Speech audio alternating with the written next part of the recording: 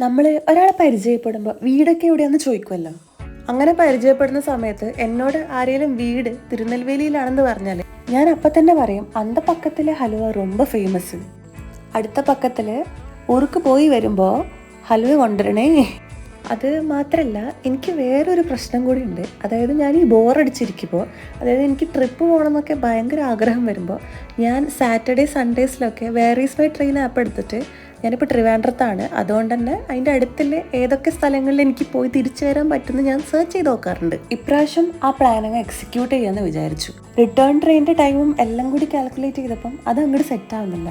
പിന്നെ രണ്ടും കൽപ്പിച്ച് ഒരു പ്ലാൻ ഇട്ടു, സ്വന്തം വണ്ടി എടുത്തങ്ങ് പോവാമെന്ന്. പിന്നെ എൻ്റെ സ്വന്തം നാട് പോലും കാണിക്കാത്ത എൻ്റെ ആക്സസ് കുട്ടനെയും കൊണ്ട് ഞാൻ തിരുനെൽവേലിക്ക് അങ്ങ് വിട്ടു. ഇവിടെ കേരളത്തിനേക്കാളും പെട്രോളിന് റേറ്റ് കുറവായതുകൊണ്ട് ചെന്നപ്പോഴും തിരിച്ചു പോകുമ്പോഴും ഞാൻ ഇവിടെ നിന്നാണ് പെട്രോൾ അടിച്ചത്. അങ്ങനെ നാഗർകോവിൽ എത്തിയപ്പോൾ ഉച്ചക്കത്തെ ഫുഡ് കഴിക്കാൻ വേണ്ടി നിർത്തി. ബിരിയാണിയും പിന്നെ ഒരു മീൽസുമാണ് ഓർഡർ ചെയ്തിട്ടുണ്ടായിരുന്നത്. കമ്മിങ് ടു ദ ഫിഷ്, അയിലയാണെന്ന് പറഞ്ഞ് എന്നെ പറ്റിച്ചു. ഈ മീനിൻ്റെ വാലിൻ്റെ സൈഡിലുള്ള ഡിഫറൻസ് കണ്ട് എനിക്ക് മനസ്സിലാവും, കാരണം ഞാൻ മുന്നേ പറ്റിക്കപ്പെട്ടിട്ടുണ്ട്.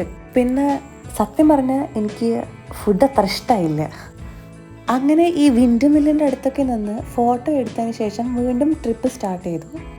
അങ്ങനെ ഒരു പ്ലേസിൽ നിർത്തി ഏതൊക്കെ സ്ഥലം കവർ ചെയ്യാൻ പറ്റുന്ന ഒരു പ്ലാൻ ഉണ്ടാക്കിയിട്ട് വീണ്ടും ട്രിപ്പ് റീസ്റ്റാർട്ട് ചെയ്തു. അങ്ങനെ ഫൈനലി തിരുനെൽവേലി എത്തി. Tirunelveli welcomes U. ഈ ബോർഡ് കാണാൻ തുടങ്ങിയിട്ട് കുറേ നേരമായി. ഇരുന്നിരുന്ന മനുഷ്യൻ്റെ ഊപ്പാടടങ്ങി. ആക്ച്വലി എനിക്ക് തമിഴ്നാട്ടിൽ വരാൻ ഭയങ്കര ഇഷ്ടമാണ്. എന്താണെന്നൊന്നും എനിക്കറിയില്ല. ഇങ്ങോട്ട് വരുന്ന ടൈമിൽ ഇങ്ങനത്തെ ഒരു ടൈപ്പ് ഓഫ് ഫോട്ടോയിൽ നിറച്ചു ആൾക്കാരെ കുത്തി തിരികെയായിരുന്നു വന്നുകൊണ്ടിരുന്നത്. അവിടെ എത്താനായപ്പോൾ ഒരു ചായ കുടിച്ചു. സൂപ്പർ ടേസ്റ്റ് ആയിരുന്നു with a barley biscuit. First ഞങ്ങൾ പ്ലാനിട്ട പോലെ ഒരു ചേർച്ചിൽ പോയി, പക്ഷേ ഞങ്ങൾ വിചാരിച്ച ആ ഒരു ചർച്ച് ആയിരുന്നില്ല അത്. അങ്ങനെ ഞങ്ങൾ സെക്കൻഡായിട്ട് ട്വിൻ ടെമ്പിളിൽ വരാനായിരുന്നു പ്ലാൻ. അങ്ങനെ ഈ ഒരു ടെമ്പിളിലേക്ക് വന്നു. പക്ഷേ അമ്പലത്തിനെക്കാളും തിരക്ക് ഇവിടെയായിരുന്നു. ഇത് എന്തിനാണ് ഈ തിരക്കെന്ന് എനിക്ക് ഒട്ടും മനസ്സിലായില്ല, കാരണം ആ ഒരു കടയിൽ ബോർഡ് പോലും ഇല്ലായിരുന്നു. പിന്നെയാണ് ഞാനിതിൻ്റെ മേലെയുള്ള ഒരു സ്ക്രീൻ ശ്രദ്ധിച്ചത്. അതിൽ ഇരുട്ടുകടയിൽ ഹലുവയുന്നുണ്ടായിരുന്നു. വരുന്ന വഴിക്ക് ബെസ്റ്റ് ഹൽവ ഷോപ്സ് ഇൻ തിരുനെൽവേലിയിൽ നിന്ന് സെർച്ച് ചെയ്തപ്പോൾ ഇരുട്ടുകടയിൽ ഹൽവയെന്നായിരുന്നു കംപ്ലീറ്റ് വന്നുകൊണ്ടിരുന്ന റീൽസിൽ.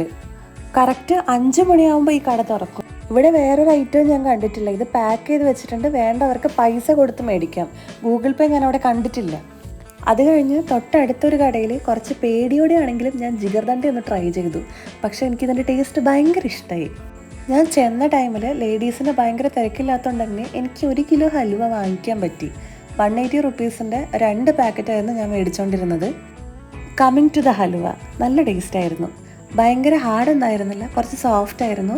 ഭയങ്കര നമ്മുടെ എക്ലേസിൻ്റെ പണ്ട് കാലത്ത് കഴിച്ചിട്ടുള്ളൊരു മുട്ടായിയുടെ ഒരു ടേസ്റ്റ് ആയിരുന്നു ഇതിന്. അങ്ങനെ തിരിച്ച് കേരളത്തിലൊക്കെ എത്തിയപ്പോൾ ഫുഡും കഴിച്ച് തിരിച്ചു പോയി. ബൈ.